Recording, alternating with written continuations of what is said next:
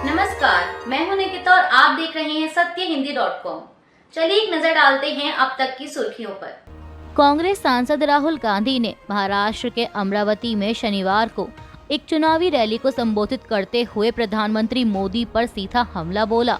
समाचार agency PTI के अनुसार राहुल गांधी ने कहा कि प्रधानमंत्री मोदी और बीजेपी के सदस्य बंद दरवाजों के पीछे संविधान की हत्या करते हैं। उन्होंने कहा कि महाराष्ट्र की जनता से उनकी सरकार चोरी की गई। जिस बैठक में अडानी और अमित शाह मौजूद थे, जो सरकार चोरी करने की बैठक थी जिसमें विधायकों को खरीदने का फैसला किया गया था। राहुल गांधी ने जनता से पूछा कि जब उन्होंने आपकी सरकार चोरी की तो क्या वो संविधान की रक्षा कर रहे थे। उन्होंने अपने भाषण में आगे ये भी कहा कि वो सरकार धारावी के कारण चोरी की गई थी। धारावी एशिया की सबसे बड़ी झुग्गी बस्ती है। महाराष्ट्र में सबको पता है कि वो सरकार क्यों चोरी की गई थी, क्योंकि बीजेपी के लोग धारावी की जमीन 1 लाख करोड़ रुपए की जमीन अडानी को देना चाहते हैं। कांग्रेस नेता प्रियंका गांधी ने कोल्हापुर में एक जनसभा को संबोधित करते हुए कहा कि मैंने मुंबई में पीएम मोदी का भाषण देखा। वह कह रहे थे कि राहुल गांधी आरक्षण के खिलाफ हैं। पूर्व पीएम पंडित जवाहरलाल नेहरू आरक्षण के खिलाफ थे। प्रियंका गांधी ने कहा कि पंडित नेहरू ही थे जिन्होंने आरक्षण शुरू किया था। राहुल गांधी न्याय के लिए 4000 किलोमीटर पैदल चले। उन्होंने हमेशा कहा कि जाति जनगणना होनी चाहिए और 50% की आरक्षण सीमा को हटाया जाना चाहिए। प्रियंका ने पूछा कि क्या पीएम मोदी को लगता है कि लोग इसे नहीं देख रहे हैं। कांग्रेस अध्यक्ष मल्लिकार्जुन खड़गे ने झारखंड विधानसभा चुनाव के दूसरे चरण के चुनाव प्रचार में जनसभा को संबोधित करते हुए कहा कि इंडिया गठबंधन सरकार आपको अभी मैया सम्मान योजना के अंतर्गत 1000 रुपए दे रही है। दिसंबर से हम 2500 रुपए देंगे, यानी अगले महीने से हमारी माताओं को 2500 रुपए मिलेगा।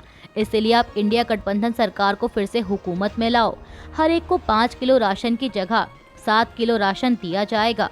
हर गरीब परिवार को 450 रुपए में गैस सिलेंडर मिलेगा। झारखंड के 10 लाख युवक युवतियों को रोजगार दिलाने की पूरी कोशिश की जाएगी और उनको रोजगार देंगे। खड़गे ने ये भी कहा कि हम परिवार स्वास्थ्य बीमा योजना को 15 लाख तक बढ़ाएंगे। किसानों को दी जाने वाली धान की MSP 2400 रुपए है, हम उसको 3200 रुपए करके दिखाएंगे। महाराष्ट्र में होने वाले विधानसभा चुनाव से पहले कांग्रेस ने सांगली निर्वाचन क्षेत्र में कांग्रेस के आधिकारिक उम्मीदवार के खिलाफ स्वतंत्र उम्मीदवार के रूप में चुनाव लड़ने के लिए जयश्री पाटिल को कांग्रेस पार्टी से 6 साल के लिए निष्कासित कर दिया है। महाराष्ट्र और झारखंड में चल रहे विधानसभा चुनावों में भाजपा और कांग्रेस द्वारा एक दूसरे के खिलाफ की गई शिकायतों के मद्देनजर चुनाव आयोग ने आज भाजपा अध्यक्ष JP नड्डा और कांग्रेस अध्यक्ष मल्लिकार्जुन खड़गे को अलग अलग पत्र लिखकर उनसे एक दूसरे की शिकायत पर टिप्पणी करने को कहा है और दोनों दलों के बीच शिकायतों का आदान प्रदान करते हुए उनसे जवाब मांगा है। चुनाव आयोग ने दोनों पार्टी अध्यक्षों से सोमवार 18 नवंबर को दोपहर 1 बजे तक औपचारिक जवाब मांगा है। साथ ही उन्हें लोकसभा चुनावों के दौरान 22 मई 2024 को दिए गए चुनाव आयोग के पूर्व परामर्श की याद दिलाई है, जिसमें स्टार प्रचारकों और नेताओं पर नियंत्रण रखने के लिए कहा गया था ताकि सार्वजनिक शिष्टाचार का उल्लंघन ना हो और चुनाव प्रचार के दौरान आदर्श आचार संहिता का पालन किया जा सके। यूक्रेन के राष्ट्रपति व्लादिमीर जेलेंस्की का कहना है कि उन्हें यकीन है कि रूस के साथ युद्ध जितनी जल्दी खत्म होना चाहिए था, उससे भी जल्दी खत्म होगा जब डोनाल्ड ट्रंप अमेरिका के राष्ट्रपति बनेंगे। जेलेंस्की ने यह भी कहा है कि अमेरिका के राष्ट्रपति चुनाव में डोनाल्ड ट्रंप की जीत के बाद उनके और ट्रंप के बीच फोन पर बातचीत हुई और यह बातचीत सकारात्मक रही।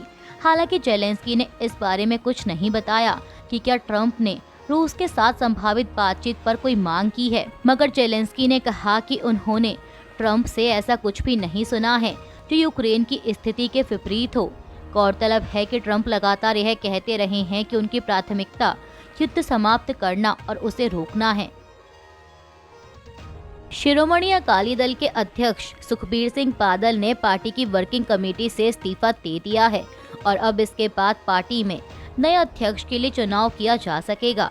विशेषज्ञों की माने तो इस घटनाक्रम को बड़े बदलाव का संकेत माना जा रहा है।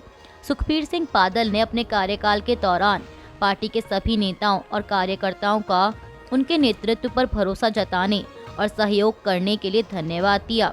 सुखबीर सिंह बादल साल 2008 में पार्टी के अध्यक्ष बने थे। वह 16 साल और 2 महीने तक पार्टी के अध्यक्ष रहे और इससे पहले पार्टी के अध्यक्ष उनके पिता प्रकाश सिंह बादल थे। वह 12 साल पार्टी के अध्यक्ष रहे। आपको बता दें कि यह जानकारी डॉक्टर दलजीत एस चीमा ने सोशल मीडिया प्लेटफॉर्म एक्स पर दी। डॉक्टर चीमा शिरोमणि अकाली दल के नेता हैं और पंजाब सरकार में पूर्व शिक्षा मंत्री रह चुके हैं। झांसी के मेडिकल कॉलेज और अस्पताल में आग लगने से 10 नवजात बच्चों की मौत के बाद राज्य के उप मुख्यमंत्री ब्रजेश पाठक झांसी पहुंचे और वहां उनके स्वागत की तैयारियों ने नया विवाद पैदा कर दिया है। मीडिया रिपोर्ट्स के मुताबिक अस्पताल के दौरे को लेकर यूपी के डिप्टी सीएम के वीआईपी स्वागत के लिए की गई तैयारियों की वजह से यूपी सरकार की निंदा की जा रही है। सोशल मीडिया पर शेयर किए गए वीडियो में ब्रजेश पाठक के दौरे से पहले अस्पताल परिसर में की गई तैयारियां दिख रही हैं। अस्पताल को सजाया गया, सड़क के किनारों पर चूना डाला गया और जल्दबाजी में सफाई की गई। अब इस पर कांग्रेस ने भाजपा को निशाने पर लेते हुए कहा कि बीजेपी सरकार की संवेदनहीनता देखिए। एक और बच्चे जलकर मर गए, उनके परिवार रो रहे थे, बिलख रहे थे। वहीं दूसरी ओर डिप्टी सीएम के स्वागत के लिए सड़क पर चूने का छिड़काव हो रहा था। परिजनों का यहां तक कहना है कि पूरे कंपाउंड में गंदगी फैली हुई थी, जो डिप्टी सीएम के आने से पहले ही साफ की गई। ये सरकार की संवेदनहीनता की पराकाष्ठा है।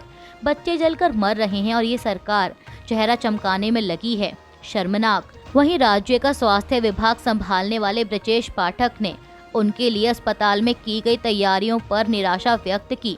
उन्होंने कहा कि मैं इसे स्वीकार नहीं करता और इसकी निंदा करता हूं। उत्तर प्रदेश में झांसी के महारानी लक्ष्मीबाई मेडिकल कॉलेज में लगी आग से 10 बच्चों की मौत की घटना पर सियासत गरमाई हुई है। राज्य की योगी सरकार विपक्ष के निशाने पर आ गई है।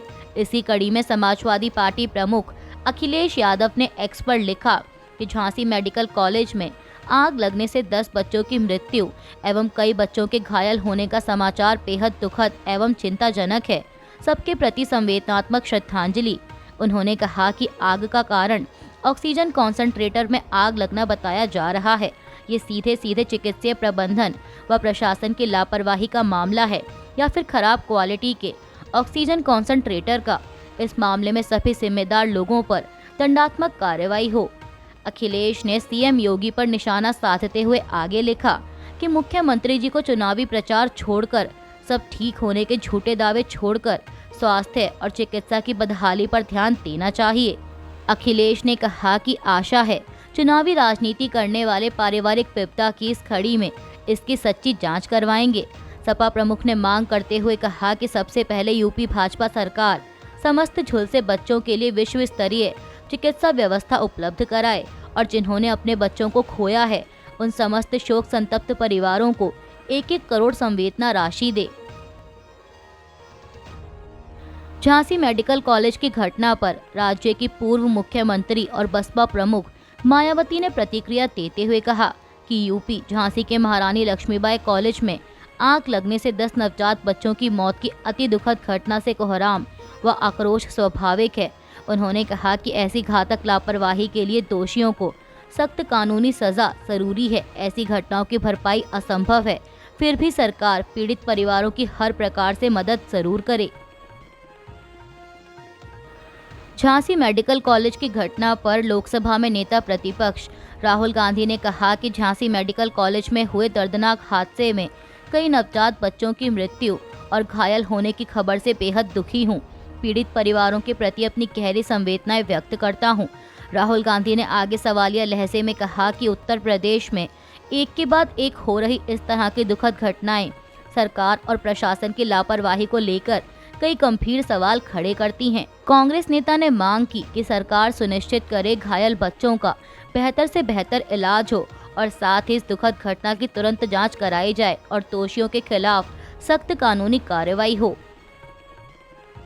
लखनऊ के बलरामपुर हॉस्पिटल के स्टाफ की लापरवाही से 12 साल के बच्चे की मौत का मामला सामने आया है। मीडिया रिपोर्ट्स के मुताबिक क्रिप पोर्टल से दिया जाने वाला इंजेक्शन सीधे नस में लगाने से 2 मिनट में बच्चे जैद की सांसें थम गईं।